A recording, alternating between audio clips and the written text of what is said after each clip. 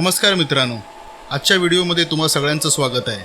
आज आम्ही तुम्हाला घेऊन चाललो आहोत एका भयान प्रवासाला। वीरनगर हे एक असं गाव जिथे शांततेआड लपलेलं आहे एक गूढ, एक भयानक सत्य। ही गोष्ट आहे त्या गावातल्या एका शापित वाड्याची, ज्याने अनेकांचं आयुष्य उद्ध्वस्त केलं आहे। तर चला सुरुवात करूया आजच्या या थरारक प्रवासाला। वीरनगर एक साधं, सुंदर आणि निसर्गाच्या सानिध्यात असलेलं गाव। गावाभोवती पसरलेली हिरवीगार शेतं, डोंगराच्या सावलीत वसलेली लहान झोपड्यांची वस्ती आणि गावाच्या मधोमध वाहणारी नदी, जी या गावाचं जीवन होती। गावकरी आपल्या साध्या जीवनशैलीत अत्यंत समाधानी होते, पण या गावाला अंधारून ठेवणारा एक काळा इतिहास होता। गावाबाहेर एक जुना वाडा होता। हा वाडा अनेक वर्षे ओसाड पडलेला होता। गावकरी सांगायचे त्या वाड्यात काहीतरी विचित्र आहे। लोक त्या वाड्याकडे जायला घाबरायचे, पण हे शांत वातावरण बदललं जेव्हा अमेरिकेतून एक कुटुंब या वाड्यात राहायला आलं। हे कुटुंब होतं एक पती पत्नी आणि त्यांचा लहान मुलगा आरव। ते गावात आल्यानंतर गावकऱ्यांनी त्यांचं मनापासून स्वागत केलं। सुरुवातीचे काही दिवस सगळं अगदी सुरळीत चालू होतं। वाड्यात त्यांचे दिवस चांगले चालले होते, पण काही दिवसांनंतर काही विचित्र गोष्टी घडायला सुरुवात झाली।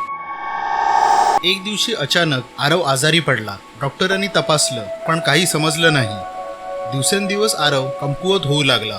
त्याच्या चेहऱ्यावर एक विचित्र सावली दिसायची आणि त्याच्या डोळ्यांमध्ये एक लालसर छटा आली होती। कुटुंब अस्वस्थ झालं होतं। डॉक्टरांनी देखील हार मानली होती। शेवटी गावकऱ्यांनी एका ओझ्याकडे जाण्याचा सल्ला दिला। हा ओझा गावाच्या बाहेर एका डोंगरावर राहत होता। त्याचं नाव लोक श्रद्धेने घेत होते। डोंगराचा मार्ग खूप भयानक होता। झाडाच्या फांद्या हलत होत्या, जंगलातून विचित्र आवाज येत होते आणि वातावरण पूर्णपणे भेसूर झालं होतं। शेवटी कुटुंब ओझ्याच्या झोपडीत पोहोचलं। ओझ्याने कुटुंबाकडे पाहिलं आणि त्याचा चेहरा गंभीर झाला। तो म्हणाला, तुम्ही त्या वाड्यात राहताय का? त्या वाड्याचा शाप तुमच्यावर आला आहे। हे ऐकून कुटुंब अवाक झालं, कारण त्यांनी अजूनही काहीच सांगितलं नव्हतं। ओझ्याने त्या कुटुंबियांना स्पष्टपणे सांगितलं, त्या वाड्यात एका महिलेचा आत्मा आहे। ती महिला जमीनदार कुटुंबाची होती, जिला जिवंत जाळलं गेलं होतं। ती आत्मा त्या वाड्यात अडकून आहे आणि ती सूड घेण्यासाठी जागी झाली आहे। हे ऐकून कुटुंब हादरलं होतं। आरवकडे पाहून ओझ्याने मंत्रपठण सुरू केलं। आरवच्या शरीरात विचित्र हालचाल झाली। त्याच्या तोंडातून एक भयावह आवाज आला, प्रेमनाथ, मी तुमचा वंश नष्ट करीन। हे ऐकून कुटुंब ओरडू लागलं, पण ओझा शांत होता। त्याने आत्म्याला हटवण्यासाठी शक्तिशाली मंत्रजाप सुरू ठेवला। शेवटी एका प्रखर प्रकाशानंतर सगळं शांत झालं। आत्म्याचा ताबा आरवच्या शरीरातून सुटला होता। आपल्या घरी परतल्यानंतर काही दिवसांनी कुटुंबाला वाटलं की आता सगळं आटोक्यात आलं आहे, पण असं नव्हतं। काही दिवसांनी वाड्यात विचित्र आवाज ऐकू येऊ लागले।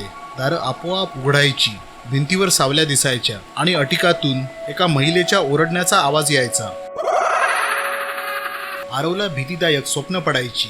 एका रात्री त्याला स्वप्नात स्पष्ट आवाज आला, तुम्ही मला जाळलं, आता मी तुमचं कुटुंब उद्ध्वस्त करीन। कुटुंब पुन्हा ओझ्याकडे गेलं। ओझ्याने सांगितलं, हा वाडा सोडा, नाहीतर तुमचं नुकसान होईल।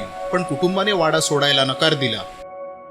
शेवटी ओझ्याने शेवटचा विधी करायचं ठरवलं। वाड्यामध्ये तो शक्तिशाली मंत्रपठण करत राहिला। वातावरण भयावह होतं। झाडं हलू लागली, जोराचा वारा सुटला आणि अचानक वाड्यातून प्रखर प्रकाश आला। शेवटी आत्मा पुन्हा शांत झाला। कुटुंबाचं रक्षण झालं, पण ओझ्याने स्पष्ट केलं की वाड्याचा शाप कायम आहे। शेवटी त्या कुटुंबाला वाडा आणि गाव सोडावं लागलं। वीरनगरासाठी ही घटना कायमची आठवण बनून राहिली। आजही त्या वाड्याचं गूढ अंधारात दडलेलं आहे। मित्रांनो, तुम्हाला ही कथा कशी वाटली? तुमच्या गावातही असं काही गूढ आहे का? तुमचं मत आम्हाला खाली कमेंटमध्ये नक्की सांगा आणि अशाच आणखी गूढ आणि भयानक गोष्टींसाठी आमच्या चॅनलला सबस्क्राईब करा। पुन्हा भेटू अशाच एका थरारक कथेसह। धन्यवाद।